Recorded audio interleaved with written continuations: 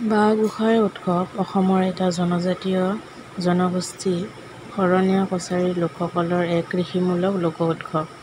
অসমৰ বাক্সা, বৰপেটা, নলবাৰী, কামৰূপ, বঙাইগাঁও, ওদালগুৰি, দৰং, শোণিতপুৰ, লখিমপুৰ, ধেমাজি, কামৰূপ মহানগৰ, মৰিগাঁও, কোকৰাঝাৰ আদি জিলাত সিঁচৰিত হৈ থকা শৰণীয়া কছাৰীসকলে এই উৎসৱ বাৰ্ষিকভাৱে অনুষ্ঠিত কৰি আহিছে।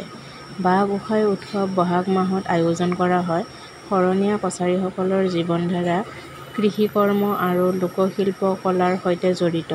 কছাৰীমূলীয় এই জনগোষ্ঠীটোৱে জনজাতীয় ধৰ্মীয় পৰম্পৰা এৰি প্ৰথমে বৈদিক বামুণীয়া পৰম্পৰা আৰু ১৫-১৬ শতিকাত শংকৰী ধৰ্মীয় পৰম্পৰা গ্ৰহণ কৰি শৰণীয়া পৰিচিতি লাভ কৰাৰ পাছতো তেওঁলোকৰ লোকজীৱনৰ স্বকীয় সাংস্কৃতিক পৰম্পৰা অব্যাহত থাকিল।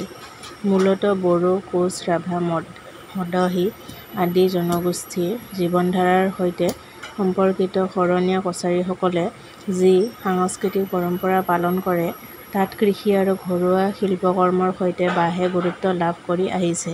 সেয়েহে শৰণীয়া কছাৰী বিহু বিভিন্ন পৰম্পৰা আৰু পৰিৱেশন পদ্ধতিৰ সৈতে সম্পৰ্ক ৰক্ষা কৰি অহাৰ উপৰিও বাঁহক মুখ্য স্থান দি ধৰ্মীয় পৰম্পৰা ভিত্তিক বাঁহ গোঁসাই উৎসৱ পালন কৰি আহিছে।